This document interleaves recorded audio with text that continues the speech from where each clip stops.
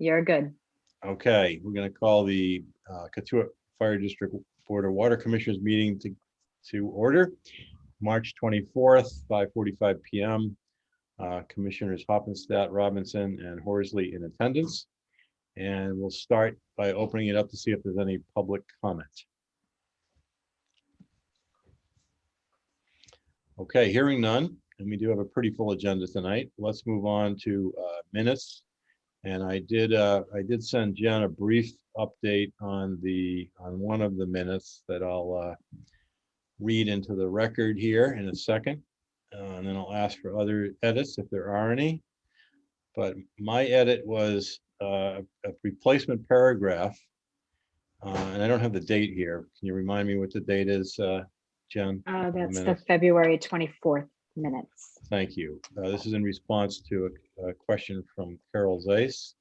And the new paragraph that I'm suggesting reads, Commissioner Horsley, and this is a question regarding the impacts of private wells pumping versus pumping out of the main well field is essentially the question.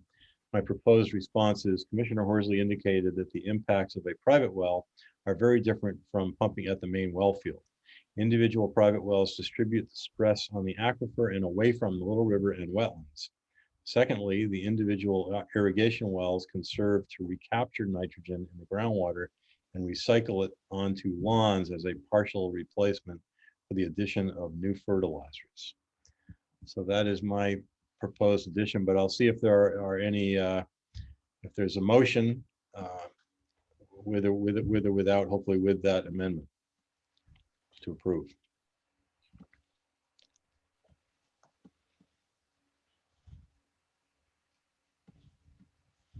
I think you guys are both still, Tom, you are definitely muted. I'm good with that. I would second that amendment. Okay, and I suspect Tom made the motion. I'll make the motion. Okay, all right, great. All in favor say aye. Aye. Aye, thank you. And the second set of minutes for a motion on that, I had no adjustments to that.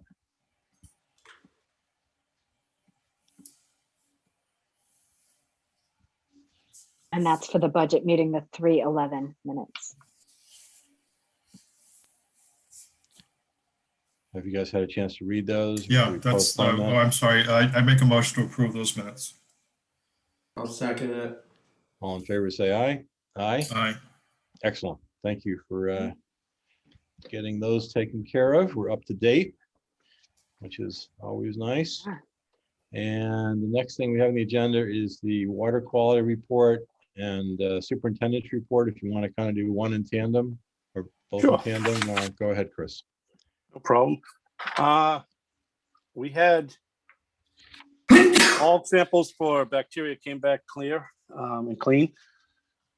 We did do that sodium. You guys asked me to do some sodium tests at the water tanks for the next few months, and we're kind of behind here. These are the samples that we did back on the 23rd of February.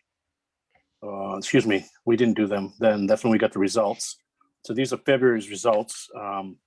Main Street had a sodium result of 18. West Street tank, Main Street was that tap that's on Main Street there, excuse me, at the old tank site. West Street tank had a sodium result of 20, and Santuit had a result of 25, which is kind of fed by Station 5, which we had talked about before, as a higher content coming out of it. So I can kind of see why that might be a little higher. We have tested again this month, and we're waiting the results on that also to try to get more of a blended result out there. That's water quality right now. Any questions or comments?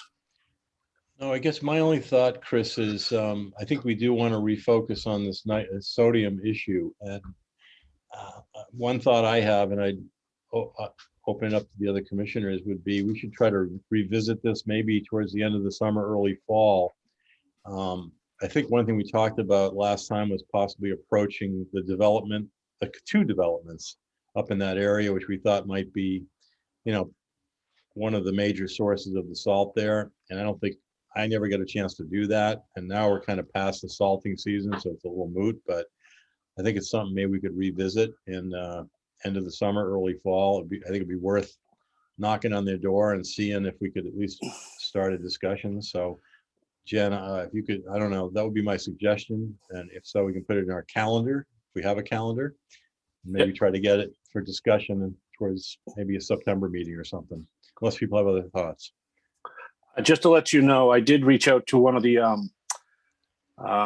people over on Katuitt Meadows, and we sent him a letter that he's sending to the association that they have there, just reminding everybody that they are in a zone 2 and the zone of contribution over there, that it's low salt area. And if they do have any kind of private contractor going over there, they are plowed by the town over there. And they'll usually, said, the last to get done. They're kind of like, we are by the town, but they come and do us when they can. So sometimes we do get a private contractor in. So she's sending it to the management company, our letter. And we also sent them our flushing notice. It's coming up. Hey, thanks for doing that, Yep. Chris. No problem. And maybe we can Actually, Jen was the one who sent it out to a gentleman by the name of Paul Logan, Katuitt resident, long time in the Civic Association, the Athletic Association also. That's great. Well, thank you, Jen, for doing that. And maybe we can, again in September, we can do a reminder, maybe a little later in September, get something out again, just to notify people. It might be worthwhile. Yeah, I even sent something to the town of Barnstable now, thinking about it a little more. If they're going to be in there doing these roads, sometimes when they plow, it's the big truck that has the sander right behind it. And just say, there could be a lower sodium content would be great. I know that Hyannis has approached them already once on it. Yep. Yeah, so if we can reach that far ahead, maybe we get this on our agenda September, October, and maybe we reach out to both the developments and the town. That's a good suggestion, Chris. Thank you. Yep. I don't have anything else on water quality. Anybody else? Why don't we move on to the superintendent's report, Chris? Okay, superintendent's report for February. February 2020, we had pumped 6,124,000 gallons of water.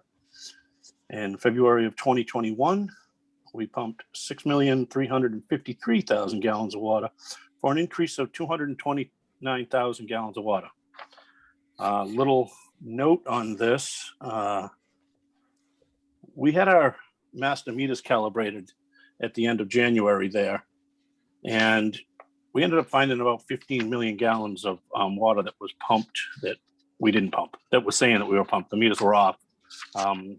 When we did our ASR, we found on the conifer water, basically, we could use that 50 million to downsize because they were reading high, which is weird because in February when we had them rechecked, everything seemed to be okay.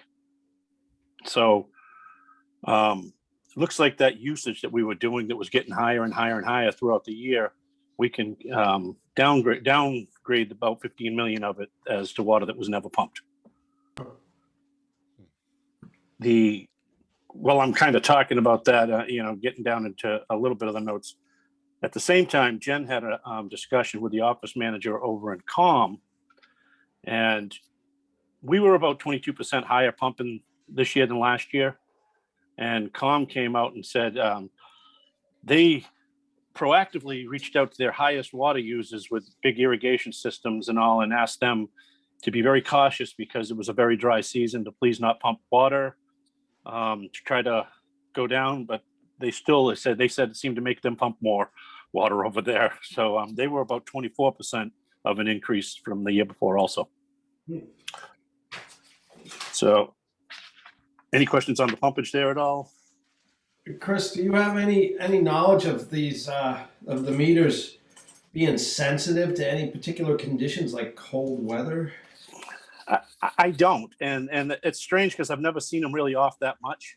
That's big. And the only way we can maybe think about testing them twice a year, if things get worse again, if we find this happening every year, and having them readjusted. But I did actually today change one of them out and have a new one installed before treatment instead of after treatment. You shouldn't really have a meter after treatment, and at least two more are after, but they're Venturi valves, which aren't that bad. They're not a mag meter that we use.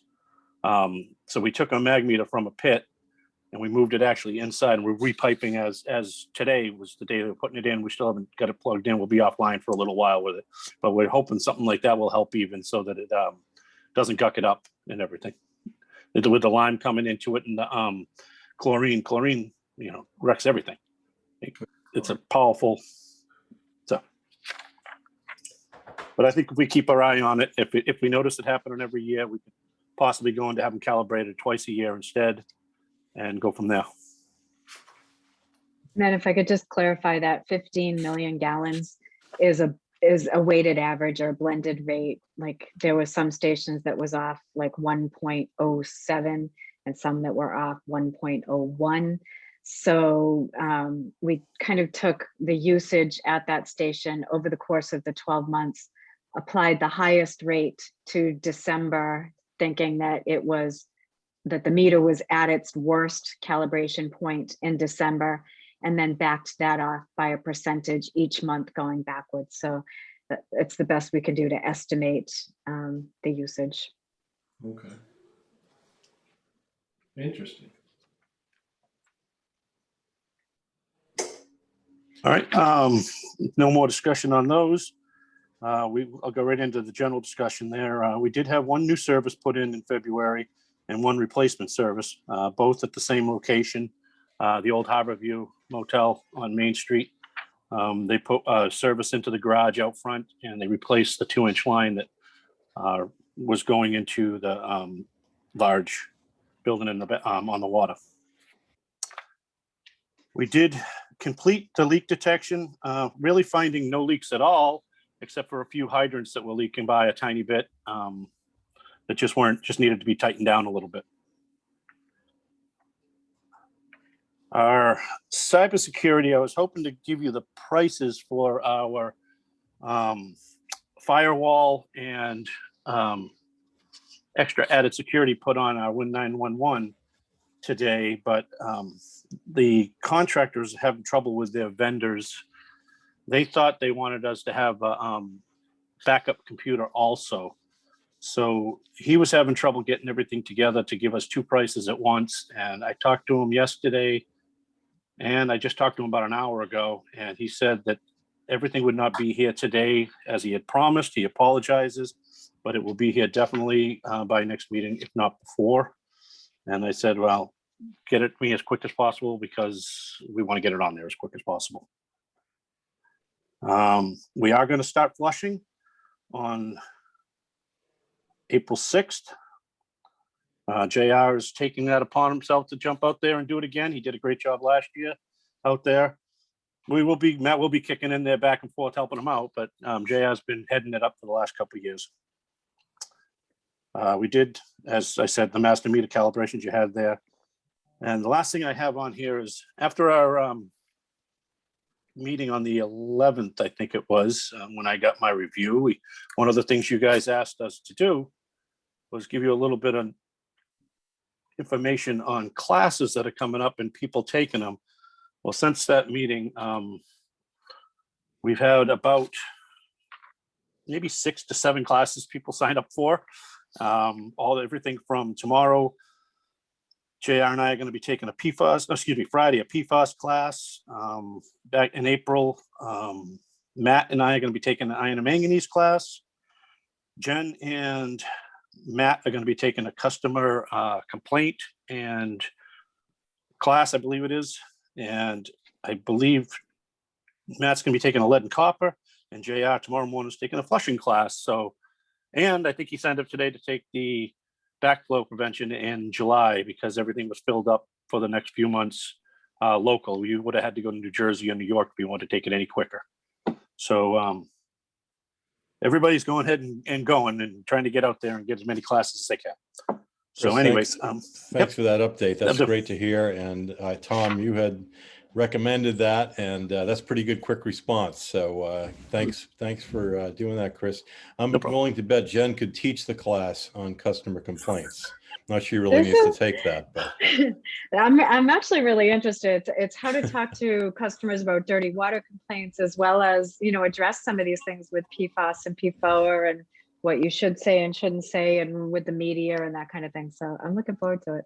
good. Well, that's great. We support those efforts. Anything else, Chris? Nope, that'll do it. Okay, let's move on. The next item is the irrigation policy. I see that we have our consultant, Tom Cambereri, here. I also see that his boat is moored facing into the wind, very similar to Commissioner Robinson's boat. So they must have coordinated on this. Quite impressive. Looks like a Mr. westerly. Robinson's boat is underway. Dropping or is it? So, yeah, Tom, you're going to give us a little update on the modeling work you've been doing. And I know you've been working hard. Tom took Commissioner Robinson and I for a little walk up the river one day. We did not need your rescue that day, Chris. We were able to get back on our own power.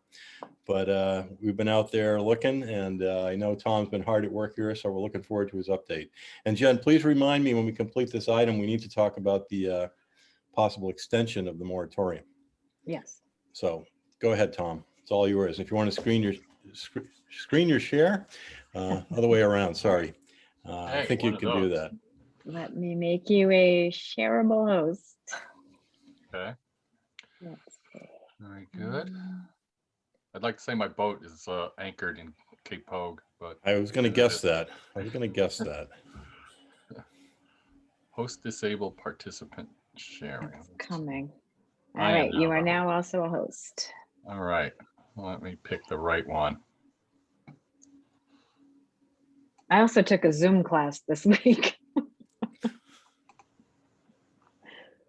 You see that? Yes. Yes. Scrolling. Yep. Yes. You're going a little too Scrolling. fast for us, Tom. A little too All fast. right, well, I got to get to the beginning. Here's my report that you'll receive. It'll be a draft report that I'm hoping to send in to you this week after the meeting, after I clean up a few things, and maybe afterwards you want to say what some of the timing would be. I guess I would submit the draft report, maybe get the comments back, and have a final presentation to the board on at your next meeting, something like that. Something to think about. But I'll give you the progress here. So I'm scrolling through the draft report that you'll see. Yeah, we did do I think I talked about my explorations in the northern part of the river bed last time. I forget I've gone out twice, one in February, one in March, and then following up with you guys. And yeah, Chris, thanks.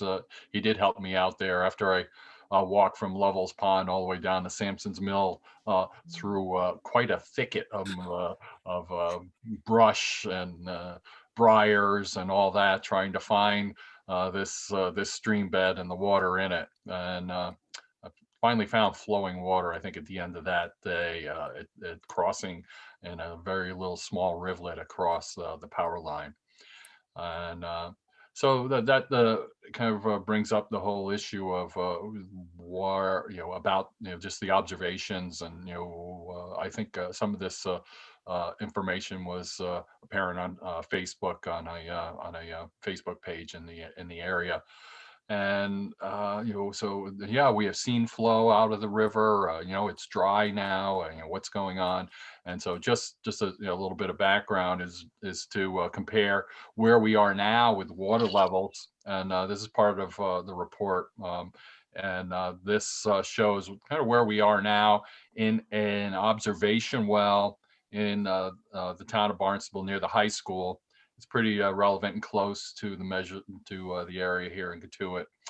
And the broad highs and lows are in blue for these time periods. So here we're in March. This is actually today's date here in March. This is the average water level for the entire period of record, which goes back to the 70s. And this is the present water level. So right now, you can see that we're actually, for this period, pretty close within the low records of the over the period of time for the water levels.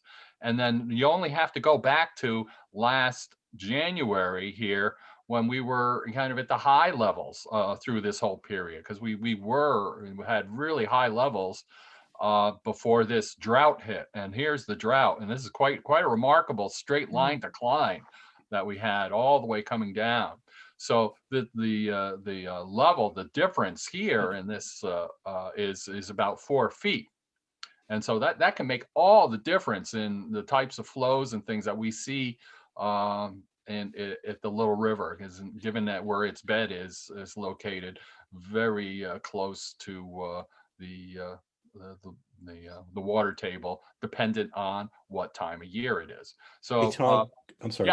Yeah. Can I just jump in with a quick question? Actually, also, could you make this a little bit bigger? I'm having trouble reading. Maybe as we go through these, I don't know if you can expand it as we go through or zoom in just a little bit. But I guess my question is, and again, I think you might remember I'm colorblind, but what I'll call the yellowish color, thanks, that's great. Yeah, so at the beginning of 2021, is it yellow or green? The over upper here line? is red. Okay, the upper one, top that's gray. green. Yeah, that one. Yeah. Why does it go up so dramatically? Yeah, what time period is that? Is that a week or? That's these are monthly increments. Okay. I think there's 12. Yeah. I haven't counted them. I'm just thinking. Yeah. And so so that would be over a period of And those are average month. numbers, you said, right? Over Yeah. a period of time. Yeah, That's an incredible jump in one short period. I was just wondering if there was any. It does it every year, Scott. Look back at 19 and 20. It does it every year. Yeah. like What? that. Okay. Right. Good point. Because Yeah, these yeah. are the average for the period of record. So this is just showing you what the average is for the period of record, and these are the extremes Right. here on each side of this. And then in blue is where we are now relative to the average and within the period of record. So we're really on the low end here. Yeah. And yeah. Interesting. Looks like Yeah. April showers. Or snow melt. Oh yeah, right in here are some of the rain or snow events that we got, and I think when I was back in February there was a little bit of stuff going on in here. Yep. So it's interesting. I also report that the U.S. Geological Survey did some measurements, and they did take a flow measurement south of Lovell's Pond. I didn't get a hold of the person directly, but to find out exactly where he measured this. But he actually said they went out today measuring levels, and so he told me that there was no flow in the whole riverbed from Lovell's all the way through, and he found I'm not sure. I think he found a perceptible or measurable flow at the Old Post Road. So so he did his measurements back in September 2019, which kind of would have been like in here when he took some of the measurements there. But even then, we if we recall the measurements, there was flow at Lovell's Pond, on Old Post Road, and very low measurements at Thankful Lane and Sampson's Mill Road. Tom, So anyway, this is kind of the background and observations that go into this. And what we're missing here for the study is actual measurements within the well field and in the river and in the riverbed itself. And of course, that's one of my recommendations. Moving forward, if you want to evaluate this in more detail, is we need some measurements on the ground. And I actually called. Got a message into the town surveyor.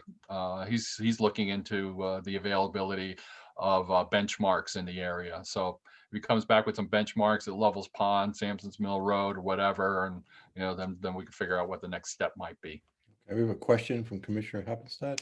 Yeah, I'm wondering why there's a difference between the two y-axes. It's depth to water level. Yep. Yeah, good one. I think one is depth to water level and feet below land surface. That's how they measure these things. And then the other would be elevation above mean sea level. Okay. So the high school well, is in that area where, the elevations are around whatever, 27 to 32. And, I think in Sampson's Mill, the model is telling me, where about Sampson's Mill Road is, it's around 20 uh, feet above mean sea. Thanks. But one of the things we also did is with Chris, when he picked me up, we did go roving around looking for the test wells that were installed when these wells went in back in, this one went in well 4 in 79, and we were pretty successful in finding them all. I don't know if you found that last one, Chris. No, I went on Google Earth and put a 400-foot radius around it. Then I took a couple GPS readings with my phone and walked the entire edge out there, and I couldn't find it anywhere. I kept looking and kept looking for a while out there. It's been about an hour, and I still Wow. couldn't find it. Yeah, looks Yeah. like they might have pulled that last one out there, or somebody, maybe hit it when they were mowing out there or something. Yeah, because I think it was in the power line or close to it. It was close to the power line. Yeah, Yeah, it's so just maybe- inside. It still goes back to that same little gully where you and I were walking around, that same little hole. And it should be around there someplace, but I just can't find it. Maybe if I took the metal detector, I might find it underneath the ground someplace. Yeah, I think we Speaking- could just forget that one, but yeah, Did- so there's a bunch of the wells that are out there that are accessible. I will tell you that I've been getting a lot of phone calls and a lot of people stopping me on the street asking me again what we're doing to stop the water from coming through there. And our next door neighbor actually called, and I told her to see what she could do about getting somebody down there to take a look at the pipe that goes through there. And she ended up calling conservation. Conservation put her in touch with Dan Santos, and he said that they're aware that the pipe is clogged over there, but they did not have the equipment to unclog it. And he's trying to currently right now get a private company to get over there and see if they could get it unclogged, because it's either because of the drought, it either fell in because it was dry for a while, or something has gone in there, like the sand seems to have dropped in it or somehow, or broken apart. So I don't know if they're going to be putting a new culvert in down there, or seeing if they can ream out the pipe that's there and everything now, because there's all kinds of people been digging down there. You got the locals down there now digging holes, trying to see if they can get stuff out. Oh, man. Yeah. Thanks Well, for that update, Chris. Tom, why don't you continue on? We've got a lot on the agenda tonight, so we want to make sure we get through this and hear your recommendations. okay.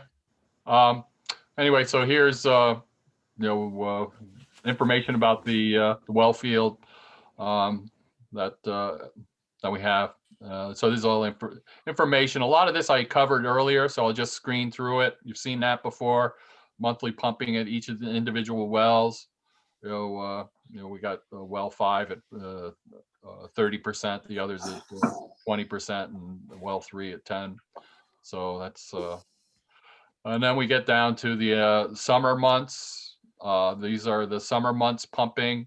If we would look over here, gallons per minute, maybe is a good. This is summer. How much is being pumped in 3 months in the summer on a minute basis, gallons per minute. And then this is the off season, and then here's the actual annual average. So it makes sense. Average, real low, off season, on season. Talked about the pump test before and getting the hydraulic conductivity level measurements. So that's part of the report. Here's the USGS groundwater model. It's 400-foot grid space. I guess this is new stuff here right now. And the cross there is the more refined modeling that I decided to do within the budget here, because I thought it was quite necessary. I think it was optional in my scope, but I went ahead and did it because it was kind of critical to do. So this is the 400-foot grid area within the Katuitt Wellfield area. Here's Eagle Pond, Lovell's Pond, the bay. And let's see, where do I go with that? And this is kind of one of the reasons why it was kind of critical. It's like there was maybe 30 cells in the USGS model that come across here and evaluate the the drainage. And so with the 100-foot grid space, we've got about 130 cells, and we call them nodes or grid cells, 100 by 100. And taking the field trips was good because I realized that it was more than just one little line in there, but within this area was a whole array of ditches and from the cranberry bogs that's receiving groundwater discharge. So anyway, we had an issue with hydraulic conductivity in the USGS model.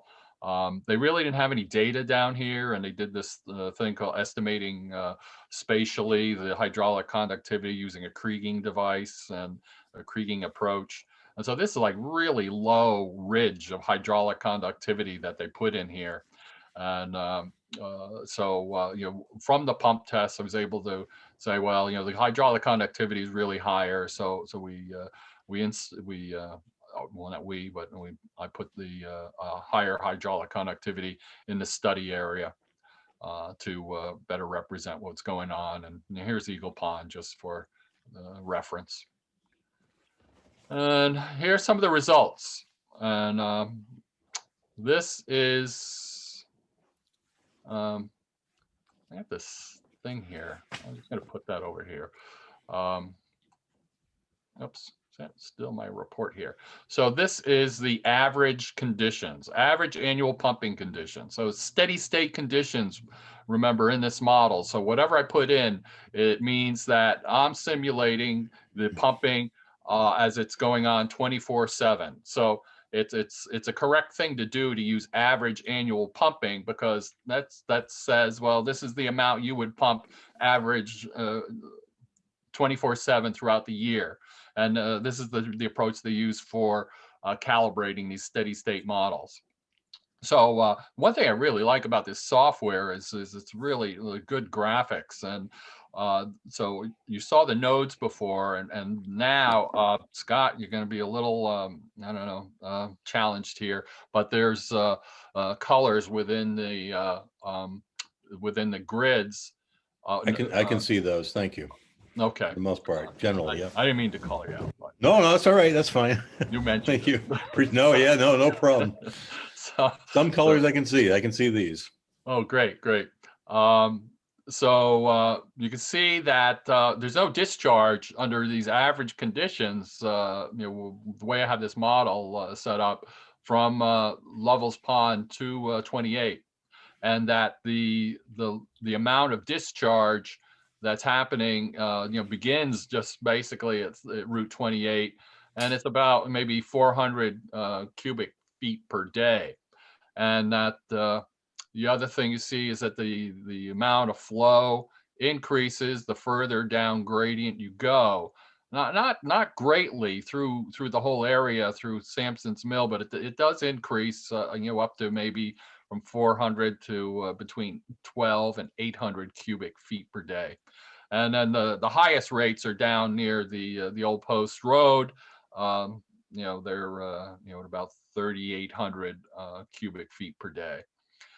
So that's the what the model is telling us, and it seems a reasonable representation of what we see. Besides the issue of Lovell's Pond and the channel there.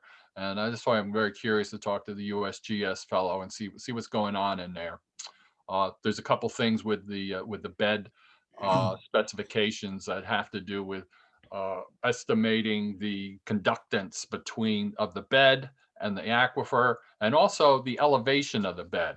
So that goes again to this issue of not having any real water levels in the area that we can measure relative to mean sea level, but we don't have actual bed elevations. Although these bed elevations were taken from LiDAR data, which is pretty damn accurate. So that could maybe be looked at a little bit more. On the other side, I have put in the particle tracks. I put in particles at the reverse particle tracks at the wells and selected locations along the river. And so these will tell you where, how the capture areas for the wells under average conditions. And so you see the lower river is getting flow from this way, and then the upper, as it gets more perpendicular to the contours, has a capture area that runs linearly. Let's see. I think now we need to get into some comparisons. But the width of these things, because you're probably curious, is about 235 feet for the average pumping conditions. Okay, so now we're going to go to off-season pumping. So you would expect smaller zones that you see here, since I ended up on that, and you would expect maybe probably more discharge, and that's kind of what you see if you compare the colors. You see slightly more discharge into the river in the upper areas, in particularly, and even further down here. So the flows do increase, and I have a chart at the end that'll kind of bring this all together for you. Okay. So what else can I tell you about this? It does simulate pretty well the contours around the wells when they're pumping. It's like very slight bends. Oh, the widths of the under the off-season pumping, it goes down to about 145 feet. It's very interesting when you look at the average types, average and smaller pumping rates. What it does to these contributing zones to the wells that we're so used to seeing the zone 2s that are humongous wide. Anyway, so we're heading now to non-pumping. So this is I took the wells out, no pumping in the watershed at all, and actually you see a little bit more flow coming in the upper reaches here, and there's no zones of contribution. Those are where the wells are. The particles kind of stretch back a little bit further, even from downstream. And you could expect to see, under non-pumping, the flow in the river being a lot more through its length, actually. Okay, and then I did summer pumping. So summer pumping, and see some of these darker blue colors are coming down, meaning less flow as well. So less water is discharging into the river, as told by this, even further down gradient. And over here, the wells are, here's you can see the contours stretching around for the drawdown that it imparts to the water table. And the widths here are about 360 feet, 370 feet wide on approximately. Okay, so now let's see what's the final piece here. If I look at the cubic feet per day, here's non-pumping, off-season, average, and summer. Okay, and these are the differences that we have: off-season from non-pumping, average from non-pumping, and summer from non-pumping. So if we, I broke the river up into 3 segments: the entire river, from Route 28 to Putnam Ave, and from 28 to Sampson's Mill Road. Yes, and so here's the entire river non-pumping versus average, and the difference in cubic feet per day is about that much. And then for Putnam Ave, Route 28 to Putnam Ave, the difference is equal, and then comparable to that. And then in Sampson's Mill is less, because appreciably less water here as well. I put this in cubic feet per second. A lot of folks are looking at cubic feet per second as well. And these are for the entire river, non-pumping.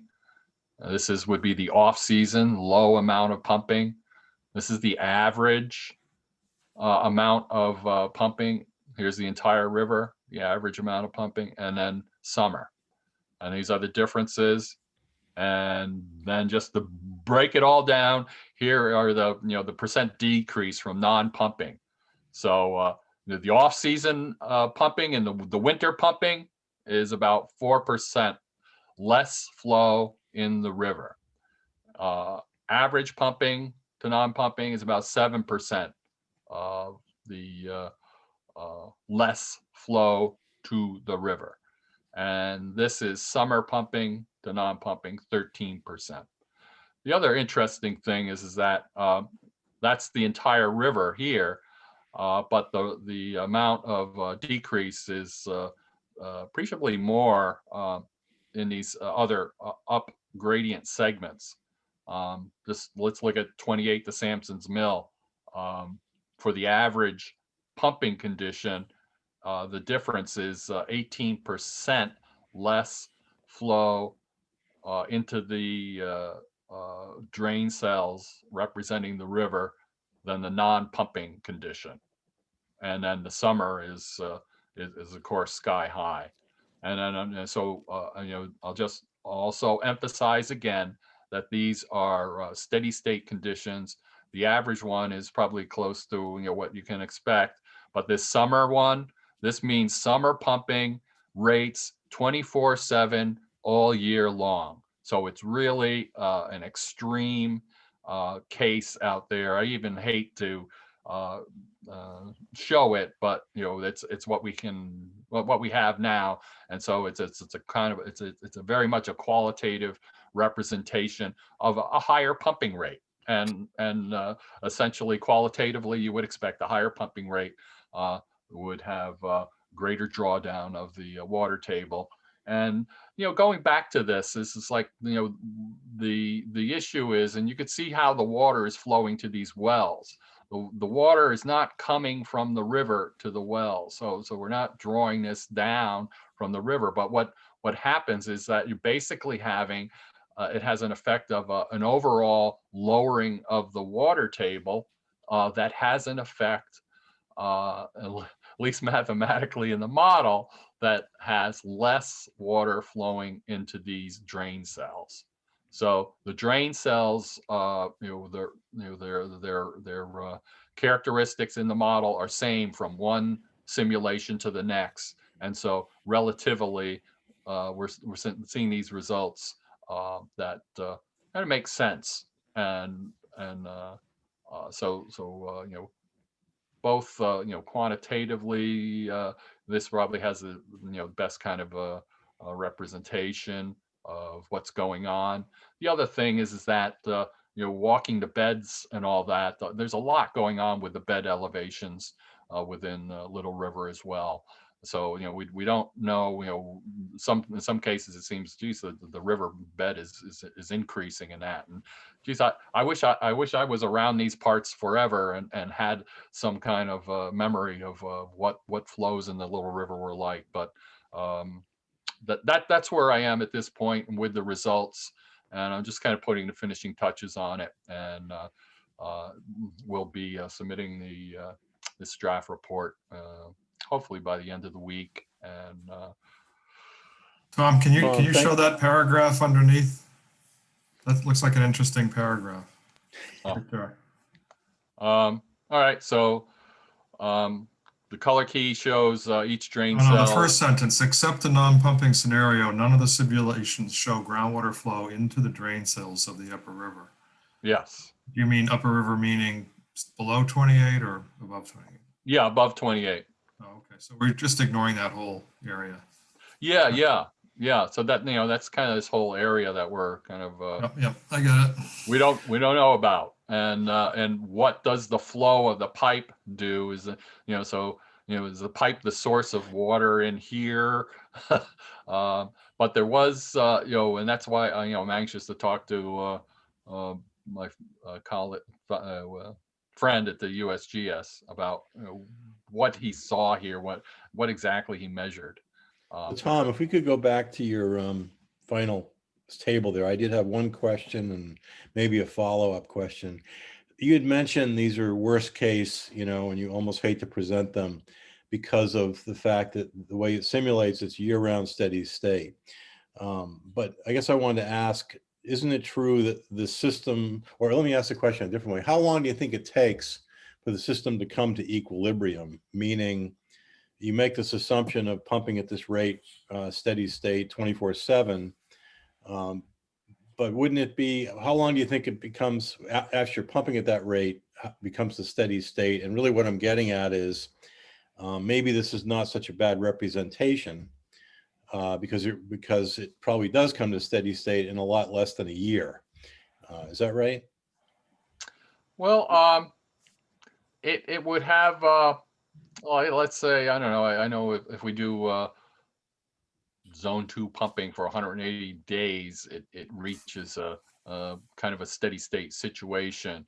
And so, where that cutoff is, I'm not sure. When, if we look back at the pumping here, yeah, I think it's an indication, Scott. So I'm not saying it's totally worthless. I'm saying it does give us a qualitative representation of what's going on. But so we look at July and August through here, and so the rates are pretty high in July and August, and so I think I took the pumping rates over these 3 months. Yes, I did, and so they're different. So maybe as that cone of depression broadens over that period of time, that's is something for a transient model that could tell you exactly how that would work and when you would approach that. But I think in general,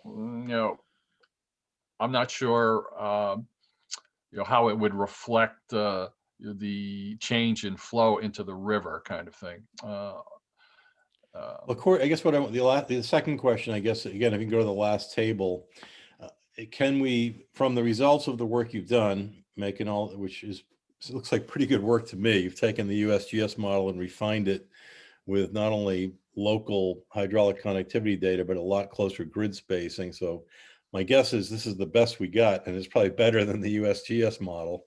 So thank you for all that. But I mean, if I'm reading this correctly, what this is saying is during the peak pumping this summer, which is really one of our questions that initiated this, what's the effect on the stream? And if I look at the Sampson's Mill, the third column, that's probably what is representative of sort of perpendicular to the well, meaning closest to the well. That's suggesting a 43% decline in flow in the river due to the pumping. Is that a good way to interpret this? Yeah, I think there's more pumping going on, so there's less. The water table is decreases due to that, and then there's less flow into this river segment. So again, I'm not trying to justify something that I had thrown out there as a suggestion, but I think what I'm reading for this is that the summer pumping is in fact having an effect on the flow in the stream and probably the associated wetlands. If a 43% decline looks pretty significant to me. And I guess I'd ask other commissioners to think with, and maybe in that Tom is finalizing this report, I just wanted to kind of recall one of the primary purposes, and that is to determine whether or not the peak pumping, and again, the other thesis that I put out there is that close to half of the summer pumping might be lawn irrigation. And it's interesting that the summer pumping is almost twice the average. So another way, I guess what I'm trying to see here is what's the impact of lawn irrigation? And from reading these numbers, it looks like it goes from 18% effect on the river to 43% effect on the river. If in fact I'm correct that lawn irrigation is approximately half of the summer pumping.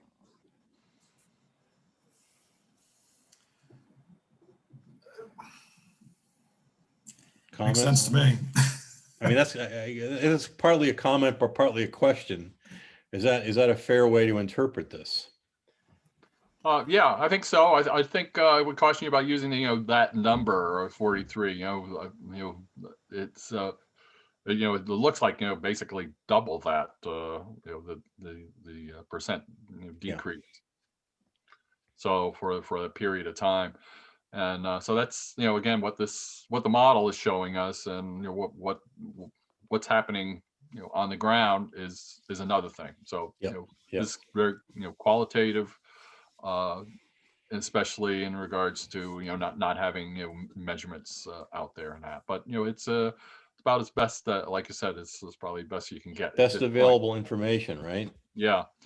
And yeah, so things could change, like with the bed elevations, maybe the conductance of the riverbeds might be different.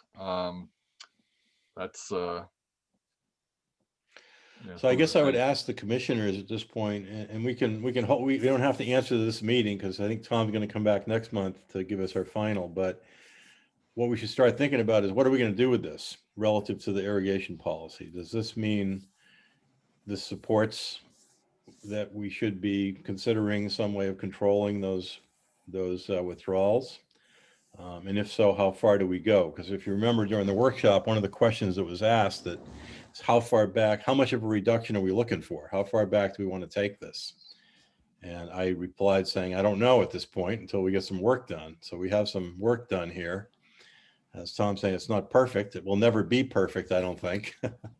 But it's pretty darn good. So I guess I'd ask for either some preliminary thoughts on where we're going to take this, or ask you to think about it before the next meeting. Anybody want to speak to that now? Well, I don't think we should draw conclusions from a draft report. I'd like a chance to look at it. And can you send it to us, Tom, at any time now? Or are you still polishing it? Yeah, so I should be finishing it up, and I can get it out to you when whatever your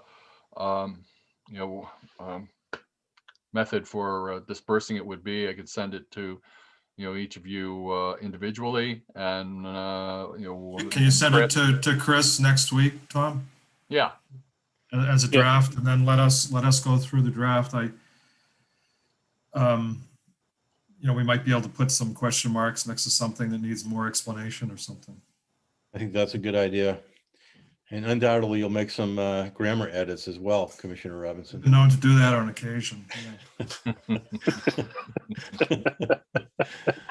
Commissioner Hoppenstedt, any preliminary thoughts or questions? I just find it fascinating that there's such a difference even between the off season to non-pumping and the average to non-pumping. 7% is significant to me. Yeah. In that upper area, and that's just based on pumped water. It's not based on watershed area, so natural contributions. It's what we would lose due to pumping Right. from the groundwater. Right? Is that correct? I Yeah, think that's it's correct. Yeah. basically lowering of the water table, and this riverbed is just it's precariously close to the water table, so it's any little thing will has a big effect. What about the downstream section from Putnam South? Is that included in the entire river data? Yeah, you could just kind of do the subtraction here from 28 to Putnam Ave and from the entire river, Okay. and come up with that. Perfect. But I thought the objective of looking at the river here is kind of this zone over in this area here, and it does get more flow here. Although my walk with the two of the commissioners the other day didn't see too much flow there. Although I forgot to look at the Old Post Road, so actually I might run out there tomorrow and take a look at that just to see what the USGS might have measured there today. No, as just thinking as an ecologist, I just kind of am fascinated to see this data and to start thinking about how it is affecting wetland communities and the stream community itself. And I know you don't like to go with the worst case scenario with the peak summer pumping scenario, but that's really your limiting factor season for those species that reside in those habitats. Yeah. So Well, why don't we, I Nice like piece of work. Commissioner Robinson's suggestion here. Let's get the draft report. Let's do our homework, and then we'll have more detailed questions next month if you can join us, Tom. And we appreciate what you've done. It looks like high quality work and no surprise. It's what we expected from you. Thank you. And I guess I would just ask, so I don't forget to ask, our irrigation policy moratorium, I believe, Jen, correct me if I'm wrong, is lapsing like right now. Is that right? Yesterday. Yesterday. Yeah. So we should, I guess we should discuss that for a couple minutes and see if we want to extend the moratorium. I don't think we're in position to talk about regulations at this point or any more detailed. So I would guess I'd either ask for some discussion or a motion on that. I think that the whole purpose of a moratorium was to gather data to figure out what was the issue and how could it be evaluated with some data. We're still in the data analysis. We've had data collection. We're doing data analysis now and interpretation. So I think that it's obviously important to extend the moratorium at least by 2 months. I would say 3. Is that a motion? Yeah, I concur with that. I just, it's a little too early to lift that right now when we've come this far. I'd be worried if we did that the floodgates would open, so to speak, and we'd see a lot of people rushing to put in, maybe not a lot, but a significant number rushing to put in irrigation systems. So I would second Mark's motion for, if that was a motion, for a 3-month extension. Okay, any further discussion on that tonight? Okay, all in favor say aye. 3-month extension. Aye. Okay, and I will mention that Tom and I did talk about some additional work to prove some things out now that we are entering summer season. So I know that everybody hates to hear a consultant make a recommendation for further study. So I want to put it out there for him because I think that there are some things that could and should be considered. So Tom, I guess I'd ask you to come to the next meeting with not only the report, but your thoughts about what we could do during the upcoming season in terms of maybe putting in another well out there, a shallow well, and record some of this, because if we are going to take some serious action on this, we want to make sure that we've got all the data behind us. And so please feel free to make those recommendations. Will All do. right, well, thank you. Thank you so much again, Tom, for being here. Really appreciate it. And we will move on. We have additional agenda items. The next thing on our list here is the leak adjustment policy. And we have a request before us. I do want to also remind us that we did talk about adjusting that policy specific to irrigation issues. So I don't know if we want to take that up or not as part of this, but I think we need to start with the request that's before us. And Jen, if you want to just remind us of the details there, that'd be great. Yeah. So we have the request from Fiona Michael from that we discussed last meeting, who had a leak in an outdoor shower that was noticed and turned off by a neighbor and repaired immediately. I did do so we did talk about that the leak adjustment policy as written does not address anything that didn't have a consumption of more than double the highest usage. And we talked about maybe addressing some changes to that policy to encompass where this was a household leak, not an irrigation leak, and to not penalize for that. But to also maybe figure a different calculation to encompass this type of leak.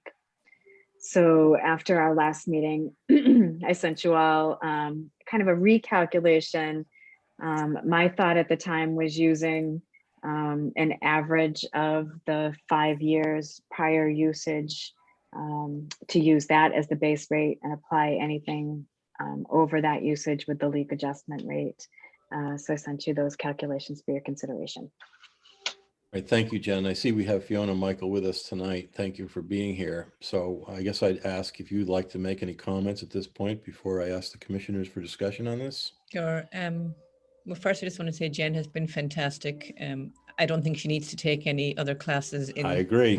complaints or anything, because she was very helpful in guiding me through the process of how to attend the meetings and so forth. And this has been my second meeting. It's actually been very interesting. So I've learned quite a bit, and you guys do a good job.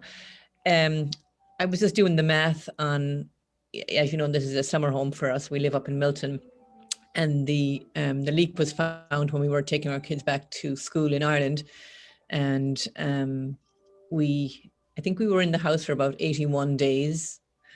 So it averaged at about $27 a day for water, which seemed pretty high.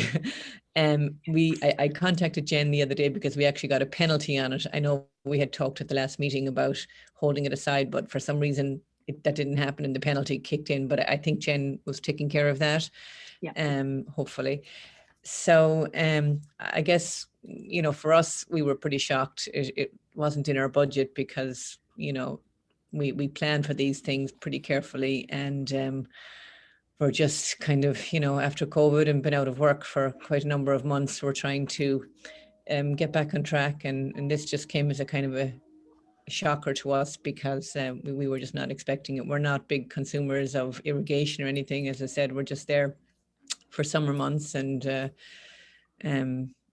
compared to our home in Milton, this bill is probably like 4 times what we pay up here, and we pay a lot for water up here too. But anyway, I know that you were looking at the policy and maybe considering some adjustments to it, and I'd be just very grateful if you can do anything at this time. And we do take care of the irrigation system. We have mass irrigation, I think coastal irrigation or mass irrigation come out and routinely, do the check for spring, getting it ready and so forth. But I think this was just unforeseen. I don't think we could have known that this was going to happen.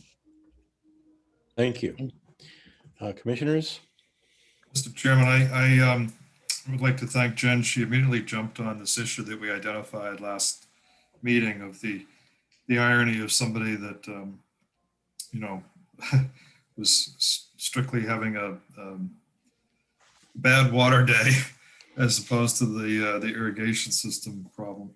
And I think that Jen found a great solution, and I think this 5-year averaging is the way to go for some of these circumstances that are anomalous as this one is, I think. And so I don't know if we have that here on paper, but I reviewed it and I thought it made a lot of sense. And if the others have looked at it, I would move that we adopt it for this situation and use it as an adjunct for anomalous situations in the future. And we did actually go down to check the house. Jen, you had mentioned about the little thing in the basement that goes around pretty fast, which I have to tell you, in all the years we've been living there, I wouldn't even know where it is, but I know now where it is, and it wasn't even moving. So that kind of told us that there was no other issue. There was no like leaking water out of somewhere. So I will keep an eye on that too going forward, so that we don't get hit with a bill like this again in the future. I've also talked to my kids about not consuming too much water, and we're realizing water is very, very expensive, and it's a good lesson to teach the kids going forward to really try to conserve it any which way we can. Is there a second to the motion? Yeah, I just, as I recall, Jen, you also excluded that one year when the rate was really high because of relatives using the house. Is that correct? Yes, that was actually outside of the 5-year average. Would you like me to recap the calculation so that we have it here? No, that's fine. Good. Okay. I looked at them before. I couldn't recall if that was in there. Yeah. Oh yeah, I had my mom and her 10 siblings Yeah. came out. So that was in 2015. So that would have been the year before, and then we just took the next 5 years for an average. So Commissioner Robinson, just so I get clear on the motion, it sounds like there's 2 parts to it. One is to make an amendment to the policy to include this 5-year averaging. And Yeah, secondly, and I think that Jen could add it as a sentence to the policy that we could adopt next meeting as a specific agenda item to amend the policy to include this 5-year averaging in certain circumstances when the commissioners think it makes sense. But that we should use that formula today to apply it to the Michael situation. Okay, and Tom, I'm sorry, did you second that? Yeah, I would second that. So the actual bill was the 1944.50, and the adjusted bill is going to go down to 887.95. Is that? Am I looking at the right document, Jen? That's correct, providing relief of $1,056.55. I would second that. Okay, is there any further discussion before we take a vote? Okay, all in favor of Commissioner Robbins's motion, say aye. Aye. Thank you, Thank you very Fiona. much. I appreciate that, guys. Thank you so much. You guys You're do a good welcome. job. And we And appreciate I will your, reach out tomorrow with the new calculation and the bill for you. Great, thank you very much. And certainly when I walk down Little River, when we get back down there in the springtime, I'll be looking at it from a very different point after listening to your meeting there tonight. It's been very informative. that's Thank you very wonderful. Thank you so much. You're always welcome. Thank you. Thank you. Great. Well, let's move on again. We got a few more items here. Hardship policy review. And Jen, do you want to introduce this topic as well? Sure. Get my last note on that one. Okay, so this is the financial hardship request that we had for Mr. Todd last month. At our last meeting,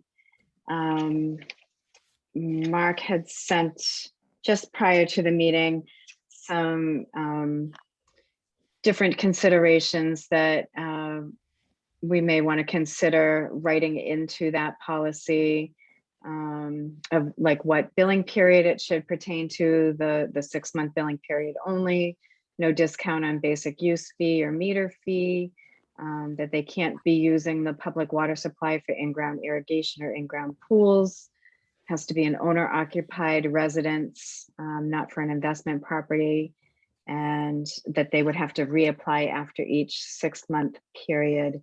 And then he had included some thoughts on mitigation ideas to waive the penalty or interest, to set up a payment plan, variable payments, bigger or smaller depending on what finances might permit, if their income was seasonal, or to maybe cut the top 2 tiers rates by half, and to extend the lien schedule from 12 months to 24 months. So there was some revisions to the policy that need to happen, and then we do need to make a decision on Mr. Todd's request. The only other thought I've had, Mr. Chairman, is that that we might not want to reduce the top tier usage. And the thought being that I don't think a lot of people get to that top tier unless they are Using irrigation. yeah. So maybe that's the middle 2 tiers that could be cut in half, but not the top one. Well, it's just an idea I had. And the whole idea of the lien is that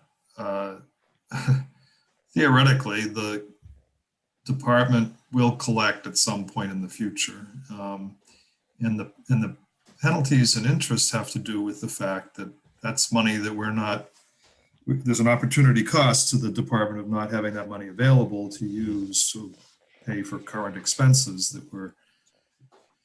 it's almost like it's being banked and for the future. So the time is money concept and discounting as an economic thing is that there should be some penalty and interest. And the fact that the lien is there so that when the house is sold out of the family, that's when there's lots of money on the table going back and forth between buyers and sellers and attorneys and home inspectors and everybody else. And that's when the water department should realistically, get its compensation.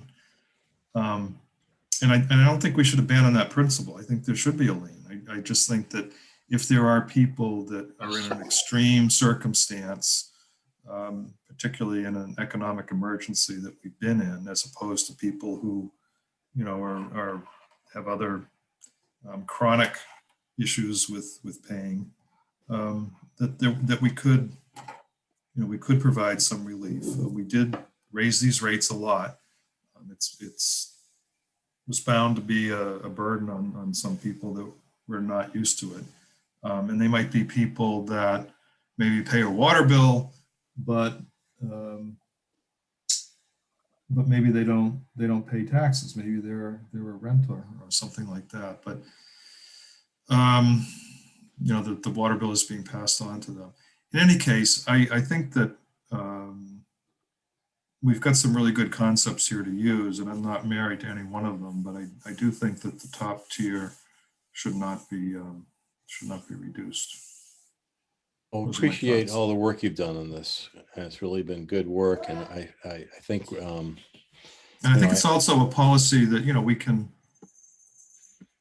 that's what a policy is for, is to be adaptive. And if it makes sense for this situation, then fine. But if it seems to be not working for whatever reason, it's a policy that we can change in the future. So we're not wedded to having it be a law that can never be changed. so And are I think you it should give us a lot of discretion. okay. Do we want to have further discussion on it, or is there a motion to make a change or decision on this tonight?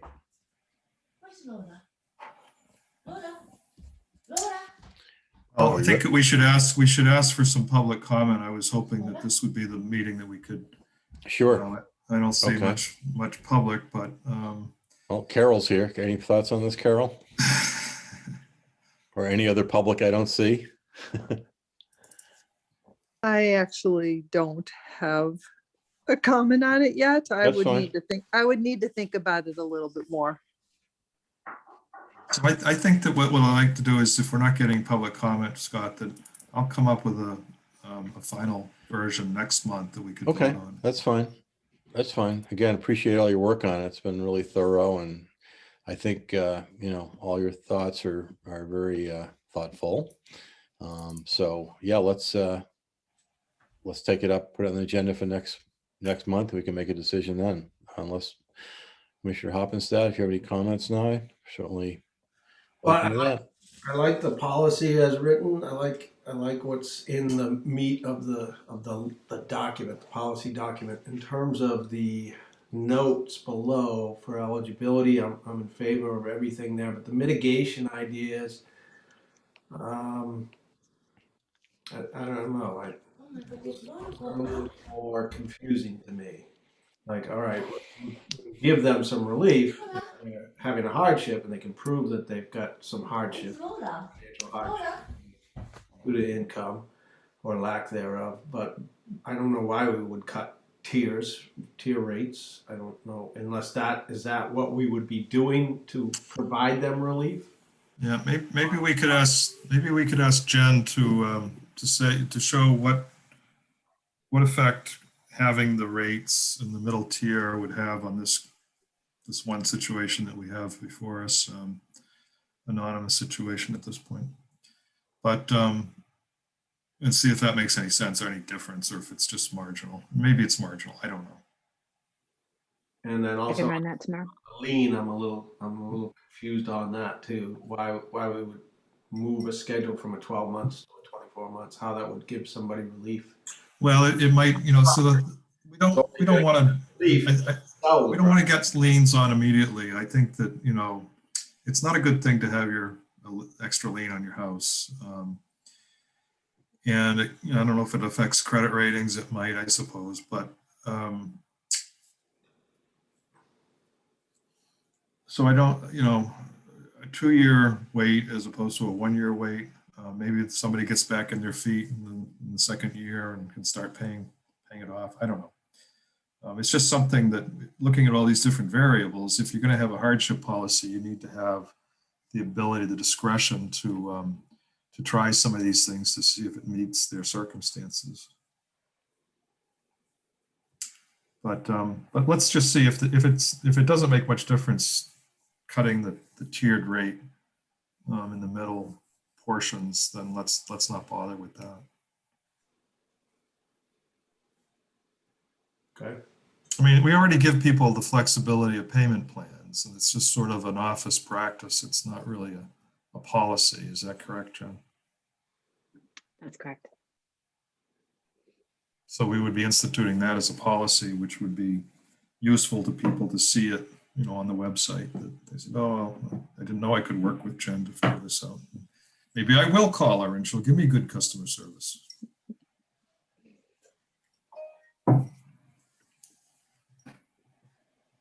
Jen, do you need to have a decision on that bill He's tonight? fine. No, he's fine with us continuing it as long as, you know, we're not accruing any additional penalties. Okay. That's the big thing. We've stopped that, obviously. No, but I definitely feel for this gentleman. When it rains, it pours with him.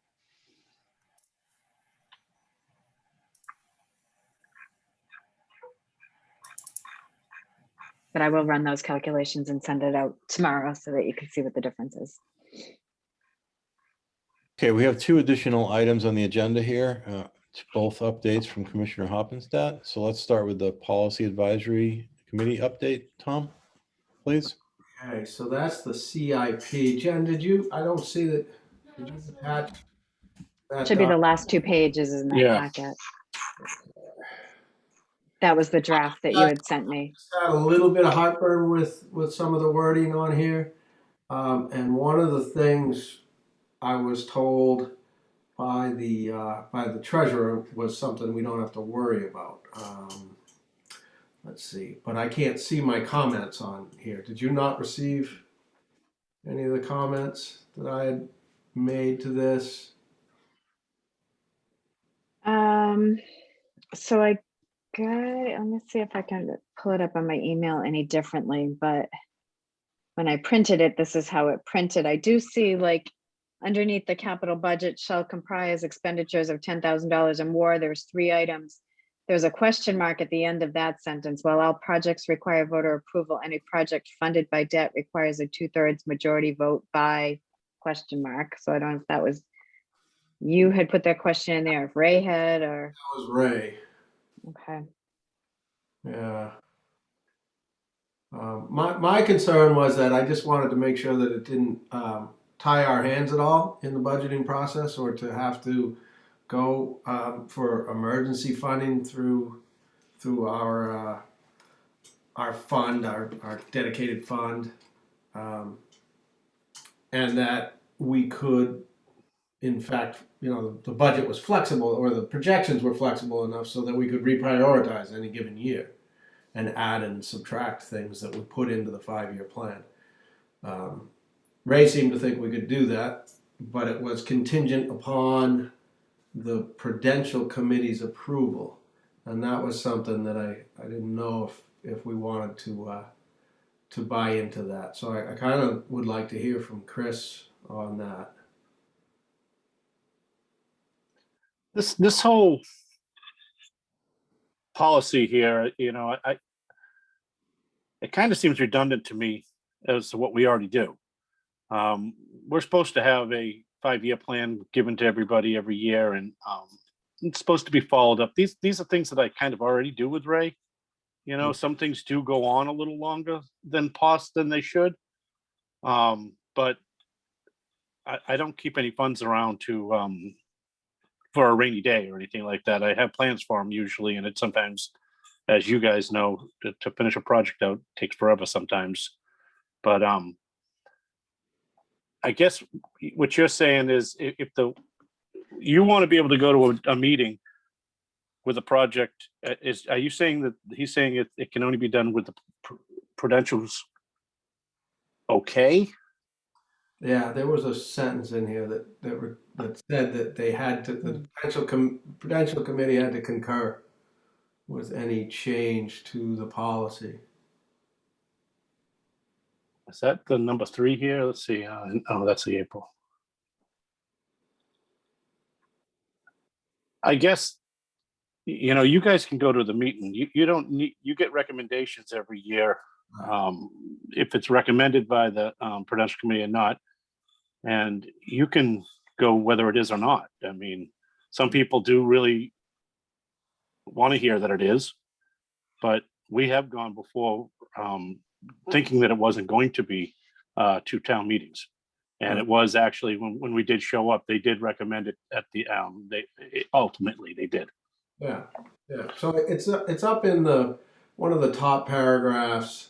Is this the below the numbered items 1, 2, 3 capital budget shall comprise? It's the second paragraph from that the 2 operating departments are going to maintain separate capital budgets under the supervision of their respective commissioners, which we do now. The commissioners are charged with the responsibility of sustaining the operation of their respective departments, which we do now, and are thus best positioned to compile and evaluate the needs of their respective departments, subject to Prudential Committee concurrence and district approval. I don't have any problem with district approval because that's what we have to do. But I just want to make sure you're okay with it being subject to Prudential Committee concurrence. I do what you guys tell me. Prudential Committee, you know, as far as I'm concerned, they can tell you what we can afford, what we can't.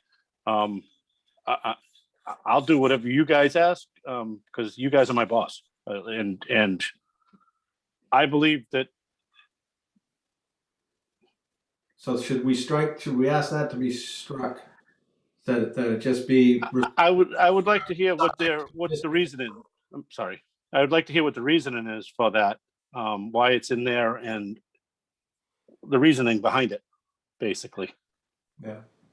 We did have an article maybe 2 years ago that we put for, I think it was when we had increases in there that they didn't agree with the cost of living increase for, and they specified in the warrant that it was at the recommendation of the Board of Water Commissioners, not the Prudential Committee. Yeah. And that's fine as long as we still have that once this policy is adopted by the district. Correct. I think that should be verified. Yeah. Do we need more clarification from the Prudential Committee on this? Is that where this is going? That's In terms of their position on this? I think Seth mentioned that they might have a meeting next week on this, but I haven't seen anything on it. And that was kind of the only sentence that I still had some problems with.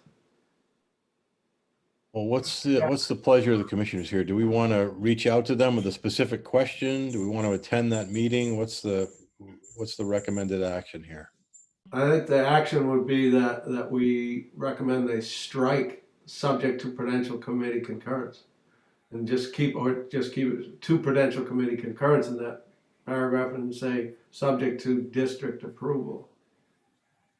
This would be a letter we'd send to them. Is that what you're thinking? Yeah.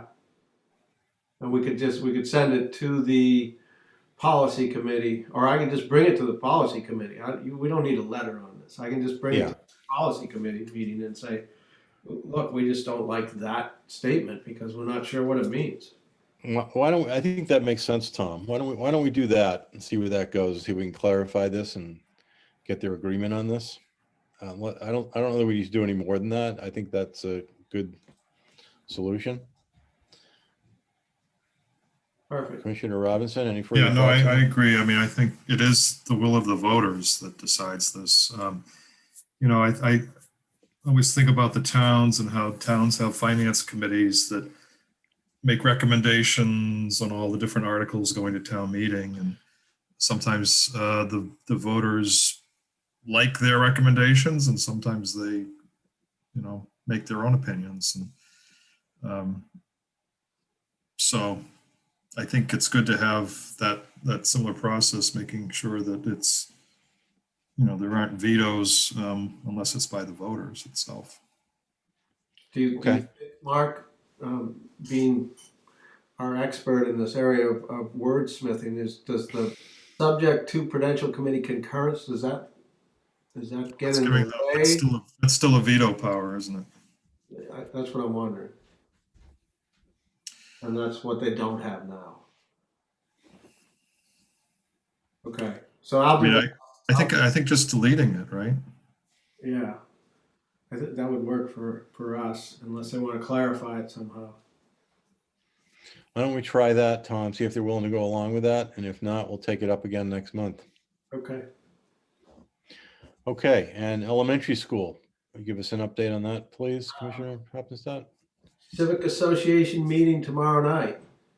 Their proposal, not a proposal, but a presentation to the public, to the Civic Association, to as many people involved with the Civic Association we can get. We're trying to get outreach.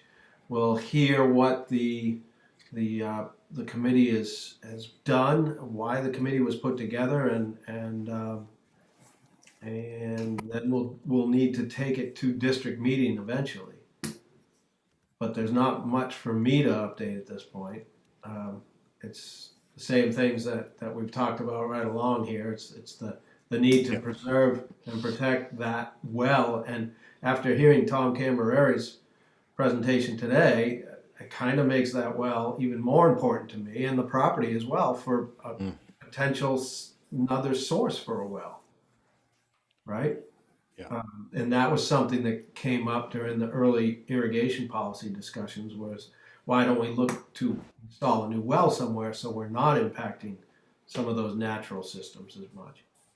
I did speak with Seth about this meeting, and I think he suggested it's probably going to be pretty well attended, and that maybe we want to be there. So I guess I'll plan to attend. What time is it tomorrow? I think it's 6, but it might be 6:30. I'll send you the Okay. meeting announcement from. And if anybody wants to join me, obviously, I think it's Yeah, I'll be there. helpful to be there in force. It's a big deal, and we've been very vocal on this. So I would encourage as many of us are willing to attend to be there. And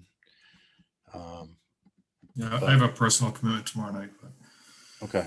And quite frankly, I haven't heard any opposition to the need to protect that well. Neither have I. Right. So I think it's just, it's whether or not and how much of that land that the district wants to take responsibility for, because there's some cost to it, some significant cost. Right. Particularly if we end up being responsible for removing the building. You know? But I think that you're right, option, Tom. as is, using it for other purposes. So there's many things that'll be discussed tomorrow as just ideas. And then some of the financial folks on the committee have put together some numbers on what it'll cost, just to kind of fully scope that project to see if it's just a straight up transfer, what would it cost the district?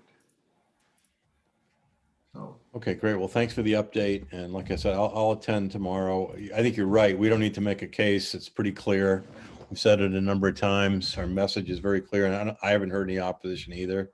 So, but I think, it is a big deal in the village. So, and I'm interested in seeing it happen. So let's both check in, Tom, and we'll see what happens and go from there.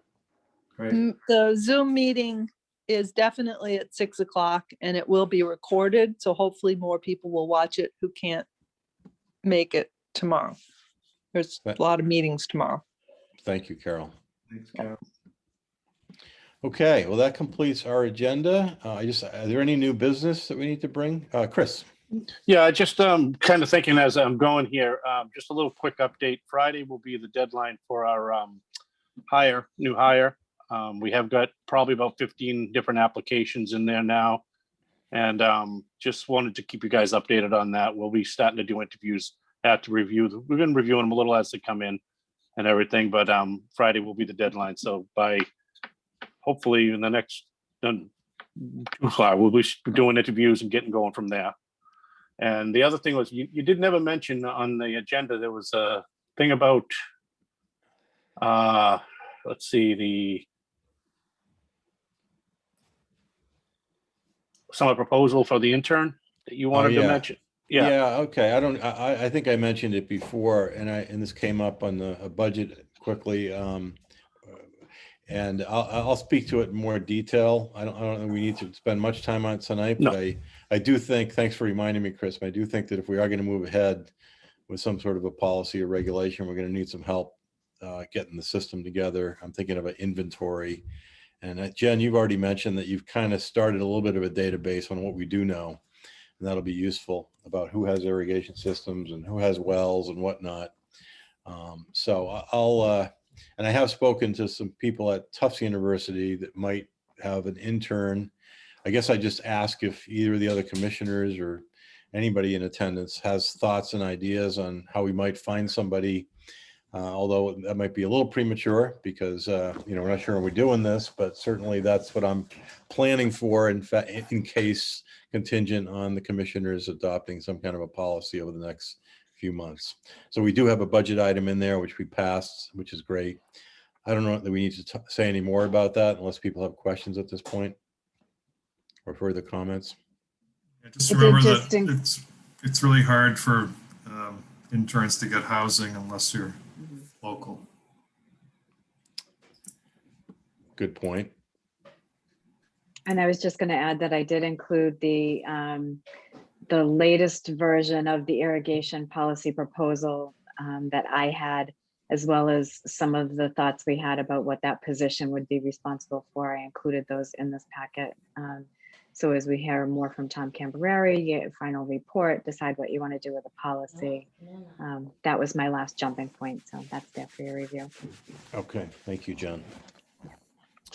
All right.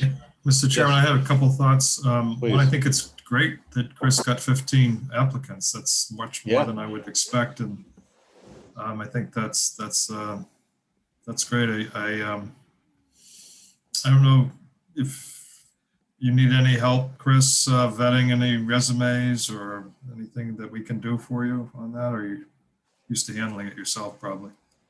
You're muted there. Chris, you're muted. Sorry, I did that. I heard somebody in the background. The first few we got were like from ZipRecruiter. So some of these are, we had one guy, I think he was from, was it Argentina? Brazil. Yeah, which was a little out of a 10-mile radius. So there's a few that are going to be thrown right out. I'd say out of the 15, we probably have maybe 5 or 6 that are potential candidates right now. So that are within the limits, and even if they're not really within, if they're willing to move, we can we can do a quick interview. So if I need anything, I'll definitely call. The other thing I wanted to mention is that when I was walking through the main well field last week, I noticed that Eversource was brush cutting. Yeah. And is that the standard thing? So just to reassure the public that they're not spraying herbicide through our well field. Yeah, they are not. Yeah, we already have written from them that they will not do that through our grounds.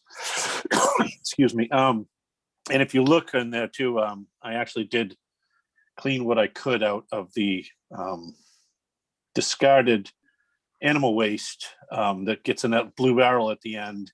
And somebody had left a few bags down by the main gate on Newtown Road, which is starting to get to be kind of a trouble that people are smart enough to bring it out of the well field, but they're leaving it for us to throw away by the gate. So we might have to stop putting some signs out or something there, asking people to bring home what's left there, whatever they bring in, I guess we'll say. Pack it in, pack it out. Correct. Or pack it out.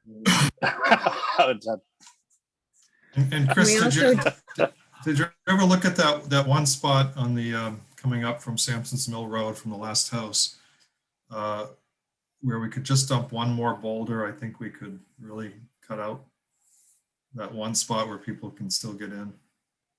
You know what I mean? Is that the one that goes towards on the power line? station? On the power line, as you come up the hill on the power line, there's just one where they. Oh yeah, and it goes. They started going over further towards the old cabin. Is there any way we can get one boulder in there? The problem is when I get the boulders, usually it's I have to get like 8 or 10 in a truckload of them to be dumped out there. So either I can take one from someplace else and have it moved maybe by one of the contractors, or if I can find somebody that has one. I know that Portalotti just gave up their pit over in in Mashpee, but I think they still have one over in Falmouth. I could see if they have any large boulders that they could drop over there or something like that. Or even a pipe, big pipe. I don't know. Yeah, something might be able to. Yeah, I haven't seen many vehicles in there as much as the four-wheelers lately. Well, we're not going to Yeah. keep the four-wheelers out, but I've examined it, and it's just wide enough for a truck to get through. And I think Okay. Maybe when we an had, old, when we had the truck last year with the firing range and the mattress, that's the only way they could have gotten in, I think. Yeah, well, that also that gate was open when they were down there. Somebody had snapped the lock out of it. how about putting an old Katuitt skiff that's not in use out there to block the way for the time being? Them's fighting words, Mr. Chairman. I might be looking over at your house, Scott, this summer for a parking spot. I just got a mooring out there. No So, problem. No problem. Anytime. Did you really? yeah. Wow. You're a rich man. Well, it's only been, what, 20 years since we've been applied or something Wow. like that. That's right down the end of the road here. Yeah. Good for you. I'm not sure where it is yet. Congratulations. Yeah, Congratulations. That's fantastic. All I right. also Is there wanted to any let other, you, any other new business to come before the commissioners tonight? I just wanted to recognize, Scott, we had a youth that lives in the development that backs up to the well Thank field you. that needed to do a part of her school project from their work from home program was because she's in the 8th grade, she had to do 8 hours of community service, and she spent 3 of those walking along the well field, picking up Wow. litter and trash. And she came in for me to sign a form for her that she had done that. We sent her a letter of appreciation.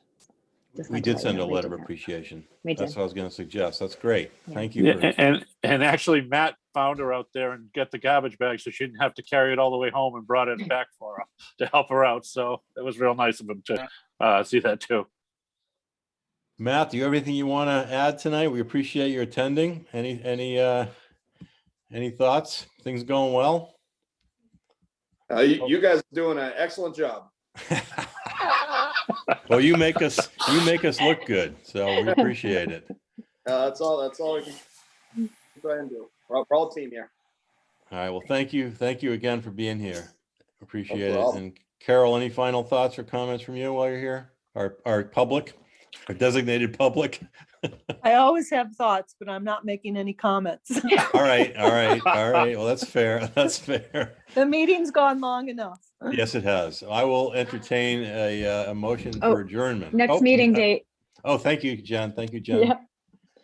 Thank you. Let's look at Look- that. Well, We would typically be scheduled for April 21st, but Tom, I'm not sure if that's school vacation week for you. It is. But I will Let it be go. around. I am probably not going anywhere, right? I'm good on the 21st or the 28th, Tom. Your pick. Yeah, either one. I'll be around on the 21st. Keep it 21st, okay? Is that good for you, Mark? Yeah. Okay, Sold. great. Wonderful. Yeah. Well, I'll entertain a motion for adjournment. So moved. Second. All in favor, say aye. Aye. Good night, all. Thank you. Thank you, gentlemen. Good night, all. Thank you. All right, thank you. Good night.